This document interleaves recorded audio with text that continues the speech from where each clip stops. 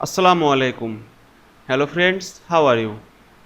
Welcome back to my another video. In this video, I am going to show you how to make web link in Google Docs. Let's get started. At first, open your Chrome browser, then open your Google Docs app, then open your Google Docs file. Now select the text and go to the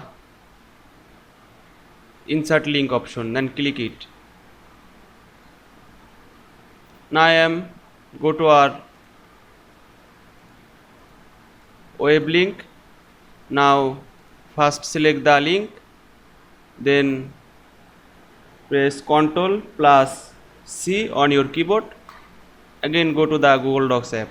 Now I am click here and Ctrl plus V, they are paste here.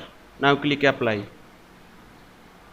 Then click the text and go to the link and click the link. Now open our web link.